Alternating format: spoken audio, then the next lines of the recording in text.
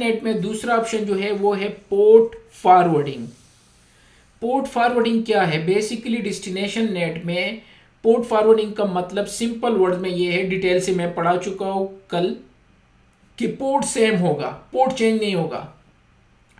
जो original port है वही ओरिजिनल पोर्ट रहेगा। ट्रांसलेशन पोर्ट की नहीं होगी, किसकी होगी? आईपी के। डेस्टिनेशन आईपी चेंज होगी लेकिन पोर्ट चेंज नहीं होगा, सिंपल एज दैट।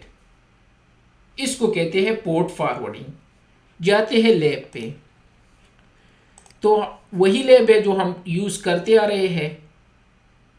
मेरा ये इंटरनल सर्वर है, ठीक है, जिस पे HTTP एनेबल है। अगर नहीं है तो एनेबल कर लेते हैं। Enable configure IP HTTP server, IP HTTP authentication local, और यूज़र नेम एडमिन प्रिविलेज 15 के साथ और पासवर्ड 123। That's it.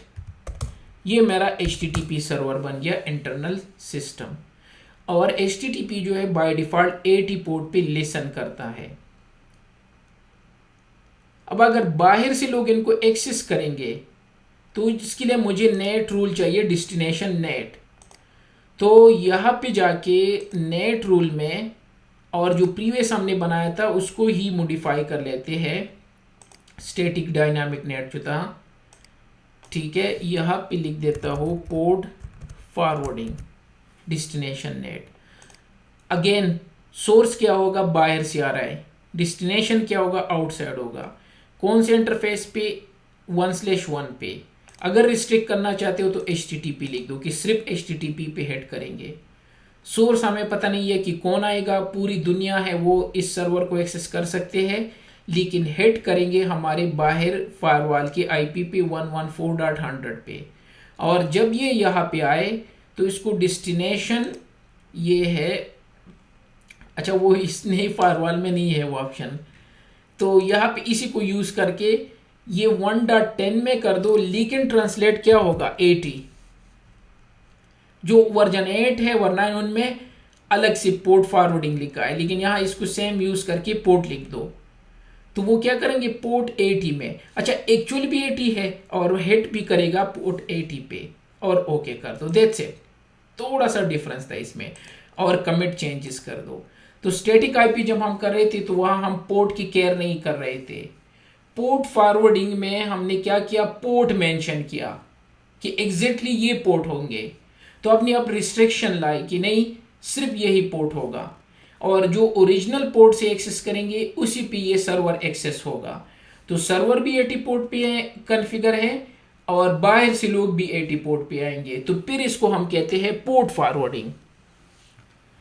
तो 99। तो अब अगर मैं अपने सिस्टम से जाके, क्योंकि मेरा सिस्टम भी यहाँ यूँ समझो कि एक्सटर्नल है, यहाँ कनेक्टेड है, तो अगर मैं 192.168.114.100 लिख दूँ तो ये मुझे रीडायरेक्ट करेंगे इस सर्वर पे, ठीक है, HTTP के लिए। तो HTTP लिख दिया 192.168.114.100, और ये एडमिन था पासवर्ड और 123, और मैं उसी राउटर में गया जो कि इंटरनल सर्वर के नाम से है, ये है।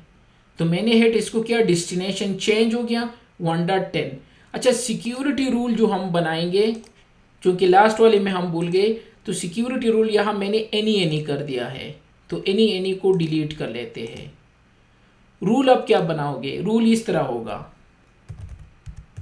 आउटसाइड टू इनसाइड, कि बाहर से लोग आएंगे किसी भी सोर्स से, डेस्टिनेशन हमारा इनसाइड होगा।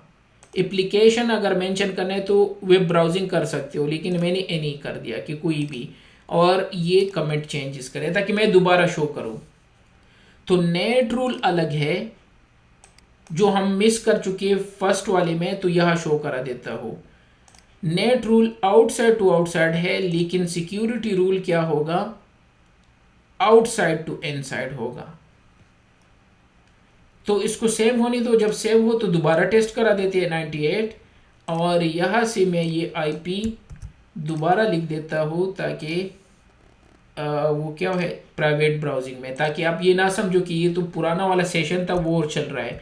और इसको एंटर कर दो तो एडमिन और पासवर्ड 123 तो एक्सेस हो गया। किस तरह हमें पता चलेगा? तो इस रूल पे हेड्स होंगे, 6 हेड्स है। इट मीन्स ये रूल, कोई और रूल तो मैंने बनाया नहीं है, तो यही हेड हो गया। तो इट मीन्स कि हाँ, पॉलिसी डिफरेंट तरीके से कॉन्फ़िगर करेंगे और नेट डिफरेंट तरीके से। नेट पे जाते हैं, यहाँ से चेक कर लेते हैं, यस 7 हेड्स है। और यहाँ से फायरवॉल में जाके शो सेशन ऑल, अच्छा दोबारा करना होगा क्योंकि इसके सेशन क्विकली चले जाते हैं। ये देख, यहाँ लिखा है डी नेट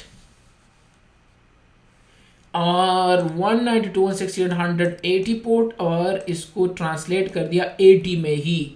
तो 80 में ट्रैफिक आया था और 80 में ही ट्रांसलेट। मैं इस पे क्यों जोर दे रहा हूँ कि 80 और 80, क्योंकि इसके बाद जो हम करने वाले हैं उसमें सिर्फ वही चेंज है जिसको हम पोर्ट ट्रांसलेशन कहते हैं। तो अगर आपको ये यहाँ पे क्लियर हो कि यस, पोर्ट फॉरवर्डिंग में सेम पोर्ट फॉरवर्ड हो रहा था, आईपी चेंज हो रही थी लेकिन पोर्ट चेंज नहीं हो रहा था।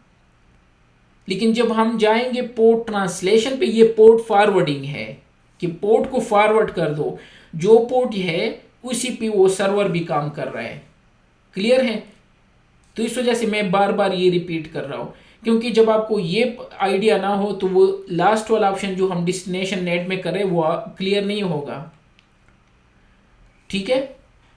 और यहां से अगर मैं चेक कर दूं हु, ठीक है, अच्छा सॉरी, ये तो मैं समझा टेलनेट से, वो तो हम वेब से है। ठीक है, वो भी चेक कर सकते हैं किसी कमांड से, भूल गया मैं, राउटर में भी वो भी है जो ये वेब। ठीक है, तो बाहर से हमने एक्सेस कर दिया। बाहर समझो ये मेरा सिस्टम, अगर आप यहाँ पे कंफ्यूज हो तो मैं यहाँ से कर लेता हूँ इसको वेब के थ्रू। तो ये एक्सटर्नल सिस्टम है, मैं ये भी कर सकता हूँ, एनेबल पे जाके टेलनेट लिख दो और 192.168.114 फायरवॉल की आईपी और 80 लिख दो, तो यस ओपन है। तो मैं उस सर्वर को, इंटरनल सर्वर को इस आईपी पे एक्सेस कर रहा हूँ। तो जब फायरवॉल के पास ये रिजल्ट जाएगा तो वो इसको चेंज करके 1.10 कर देगा, इसकी आईपी लिख देगा। तो इस वजह से इसको डेस्टिनेशन नेट कहते हैं। और जिस पोर्ट पे ये सर्वर एनेबल है उसी पोर्ट पे हम इसको एक्सेस कर रहे हैं, तो फिर इसको पोर्ट फॉरवर्डिंग कहते हैं।